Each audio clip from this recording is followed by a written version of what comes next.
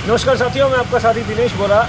2023 विधानसभा चुनाव से पहले बीजेपी और कांग्रेस दोनों पार्टियों ने अपने अपने लेवल पर सर्वे करवाना शुरू कर दिया है। जो चुनाव के अंदर जो प्रत्याशी होंगे, जिन्हें टिकट दिया जाएगा, उन तमाम जितने भी लोग हैं उनको लेकर इंटरनली पार्टी सर्वे करवा रही है। लेकिन इसी बीच बीजेपी से एक बहुत बड़ी खबर आ रही है। बीजेपी से ये खबर आ रही है, जो लोग बीजेपी में घर वापसी करना चाहते थे उन्हें एक बहुत बड़ा झटका लगा है। मैंने कुछ दिन पहले ही एक वीडियो बनाया था जिसमें हमने बताया था कि किस तरीके से वसुंधरा राजे बीकानेर के दौरे पर थी और इस तरीके की बात सामने आ रही थी कि देवी सिंह भाटी, जो कि 2019 में लोकसभा चुनाव के दौरान पार्टी छोड़ दी थी, उनकी घर वापसी हो सकती है। वसुंधरा राजे उनकी घर वापसी एक सभा के अंदर करवा सकती है।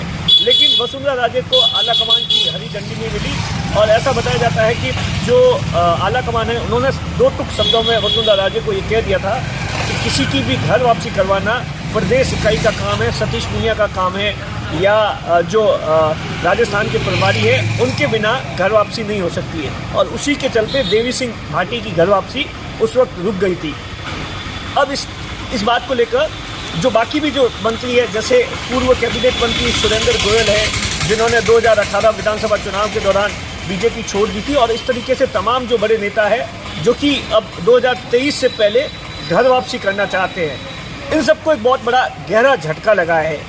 जानकारी के अनुसार राजस्थान के प्रभारी ने, जो बीजेपी के प्रभारी है, उन्होंने एक टीम बनाई है, बाकायदा कमेटी बनाई है।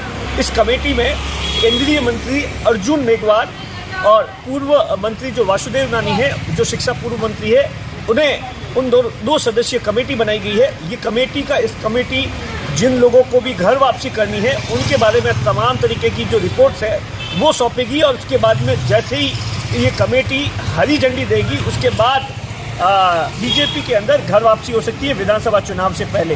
दरअसल अर्जुन मेघवाल के बारे में ये कहा जाता है कि देवी सिंह भाटी ने बीजेपी 2 बार छोड़ी थी, 2014 के लोकसभा चुनाव में, 2019 के लोकसभा चुनाव में, और देवी सिंह भाटी और अर्जुन मेघवाल की हमेशा से अदावत रही है। ये आमतौर पर देखने को भी मिला है। देवी सिंह भाटी इस बात को लेकर कई बार सार्वजनिक मंच से कह चुके हैं। लेकिन अब जिस तरीके से देवी सिंह भाटी के घर वापसी को लेकर अर्जुन मेघवाल ने को कमेटी बनाई गई है, तो आप सोचिए कि कितना आने वाले टाइम में देवी सिंह भाटी के लिए बीजेपी के अंदर घर वापसी करना कितना, क्योंकि इससे पहले जिन भी नेताओं की बीजेपी में घर वापसी हुई, चाहे वो घनश्याम तिवारी है जिन्होंने अपनी पार्टी बनाई थी, उसके बाद में कांग्रेस ज्वाइन की थी, और उसके बाद में वापस बीजेपी में ज्वाइन करने के बाद में राज्यसभा के बाकायदा मेंबर्स है, तो उस वक्त कमेटी का कोई प्रोसीजर्स नहीं होता था। इसके अलावा भी तमाम तरीके के नेता है जिन्हें बीजेपी ज्वाइन करने के लिए किसी कमेटी की नहीं, वह सब प्रदेश इकाई बीजेपी की ज्वाइन करवा देती थी।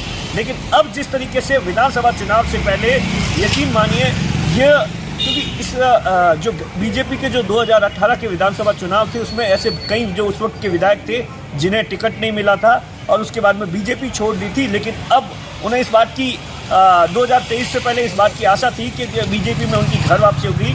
लेकिन जिस तरीके की कमेटी बनाई गई है, तो सारा जो मामला है वो एक रुक सा गया है। अब ये कमेटी कब हरी झंडी देगी और उसके बाद बीजेपी के जो बड़े नेता हैं उनकी घर वापसी हो सकती है। कैमरे के पीछे अशोक है, मैं आपका साथी दिनेश बोरा।